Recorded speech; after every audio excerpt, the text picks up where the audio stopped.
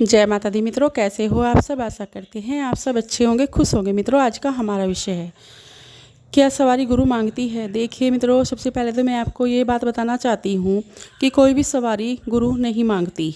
ना माँ काली की सवारी गुरु मांगती है, ना भैरव बाबा की सवारी गुरु मांगती है, ना भोलेनाथ की सवारी गुरु मांगती है।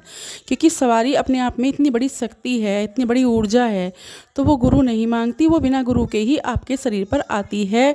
और आने के भी 4 कारण होते हैं, मैं आपको बताती हूँ। पहला कारण, पहली सवारी आपको आपके पुनर्जन्म की भी मिलती है। जैसे आप पहले जन्म में जो है किसी भी देवी देवता की पूजा करते थे, वो आप पर आई हुई थी सवारी, और आपकी मृत्यु हो गई, तो आपको इस जन्म में आपके साथ रहती है। जैसे आप छोटे होते हो, छोटे से ही आपके साथ रहती है। जैसे बड़े होते जाते हो तो आपको उनके दृश्य दिखने शुरू हो जाते हैं। तो एक सवारी तो ये हो गई। दूसरी सवारी आपके घर में जो है आपकी दादी पर आई हो, या मतलब बुजुर्ग में आपकी दादी पर आई हो, फिर आपकी दादी की मृत्यु हो गई, फिर आपकी माँ पर आई हो, आपकी माँ की मृत्यु हो गई, फिर आपकी घरवाली पर आई हो। इस तरह से आदमियों में भी ऐसे ही होता है और औरतों में भी ऐसे ही होता है। तो एक सवारी ये हो गई। 2 तरह से आपको इस तरह से सवारी मिली है। तीसरी सवारी आपको मिलती है आपकी पूजा पाठ से, जो आप अपनी सालों से पूजा पाठ करते हो। और सवारी कोई भी 1-2 साल या 6 महीने की पूजा पाठ से नहीं मिलती। 8 से 10 साल भी लग जाते हैं, 10 से 15 साल भी लग जाते हैं, क्योंकि पहले परीक्षाएं होती हैं। सारी तरह की परीक्षाएं इंसान को देनी पड़ती है। तो तीन सवारी आपको इस तरह से मिली है। गुरु इनमें से किसी भी सवारी ने नहीं मांगा। सवारी खुद पे खुद आती है। वो आपकी पूजा पाठ से प्रसन्न होकर आती है, आपके पुनर्जन्म की होती है, या आपके बुजुर्ग जो आपके बुजुर्गों पर थी वो होती है।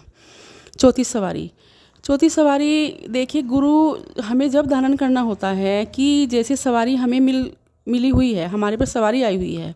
कुछ शक्तियाँ ऐसी होती है, जैसे हमें चौकी दरबार लगाना होता है, और चौकी दरबार लगाने के लिए हमें गुरु धारण करना बहुत ज़रूरी हो जाता है। क्योंकि कुछ शक्तियाँ ऐसी होती है कि आपके कहने से आपका काम नहीं करती। और जब आप गुरु धारण कर लेते हो तो गुरु जो है उनको नियंत्रित करते हैं, तो वो सारे काम करने शुरू कर देती हैं, उनकी आज्ञा मानती है। तो इस तरह से आपको गुरु धारण करना पड़ता है, वो जब आप चौकी या दरबार लगाते हो, क्योंकि वहाँ पर गुरु की ज़रूरत आपको बहुत ज़्यादा पड़ती है। सवारी गुरु नहीं मांगती। वो हमें अपना अगला रास्ता हमारा साफ हो जाए, जो शक्ति आसपास की है वो हमारे सारे काम करे, इसलिए हमें गुरु धारण करना पड़ता है। नहीं तो कोई भी आज तक ऐसा नहीं हुआ कि सवारी गुरु मांगती है। सवारी बिना गुरु के आती है, बिना गुरु के प्रकट होती है। वो सब जो है आपके अच्छे कर्मों से ही आपको मिलती है, क्योंकि कोई भी ऊर्जा किसी इंसान को ऐसे नहीं मिल सकती।